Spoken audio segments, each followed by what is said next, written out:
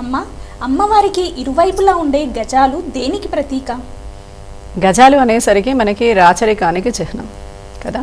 అయితే ఇక్కడ గజాల్ని 2 గజాలు అమ్మవారి చుట్టూ ఉన్నవి. ఆ గజాల్ని మదానికి చిహ్నంగా చెప్తూ ఉంటారు. మదము అంటే మనలో అందరిలో అహంకారం ఉంటుంది కదా, అహంకారానికి ప్రతీకగా చెప్తారు.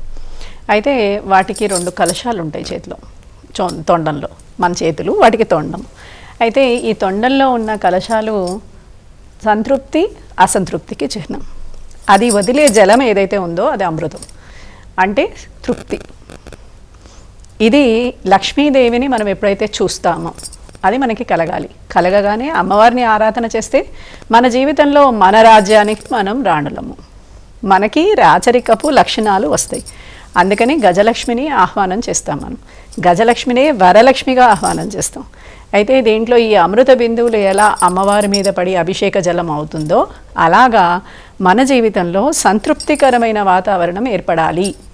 అబ్బో, ఇక్కడ కేజీ చీరలు కొంటే 1/2 కేజీ చీరలు ఫ్రీ అంట. మంగళ్య షాపింగ్ మాల్, కేజీల్లో సేల్, టన్నుల్లో ఆనందం అని చెప్పి గజాలతో కూడిన లక్ష్మిని ఆరాధన చేస్తాం. ఈ గజాలు సమస్త బ్రహ్మాండాన్ని మోస్తున్నాయి. అంటే ఈ భూమిని మోస్తున్నవి 4 గజాలు. తర్వాత ఆదిశేషుడు తల మీద ఉంది ఈ భూమి కదా. అయితే గజాలు లేకుండా ఎక్కడా ఉండదన్నమాట. అలాగే గజాలు ఆకాశానికి వానకి కూడా దగ్గర సంబంధం. అప్పట్లో గజాలు రెక్కలుండి ఎగురుతూ ఉండేవి. ఆకాశంలో జలాన్ని తీసుకుని ఆ అమ్మవారి మీద అభిషేకం చేస్తూ ఉండేవి. అంటే ఇవి ఎక్కడ జలాన్ని, నేల మీద ఉన్న జలాన్నో లేకపోతే నదిలో ఉన్న జలాన్నో తీసుకుని అభిషేకం చేసింది కాదు.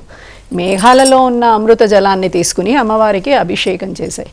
ఒక ఋషి శాపం వల్ల వీటికి రెక్కలు పోయినాయి. కానీ ఇవి రెక్కలు పోయినా కూడా ఎక్కడైతే ఏనుగుల సమూహం ఉంటుందో అక్కడ ఖచ్చితంగా వాన పడుతుంది అని మనకి ఇంకా నమ్మిక.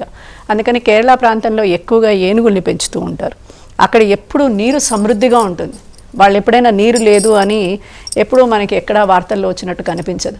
అందుకని మేఘాలు బాగా వర్షించాలి అంటే కనుక ఏనుగులు సుభిక్షంగా ఉండాలి అంటారనమాట.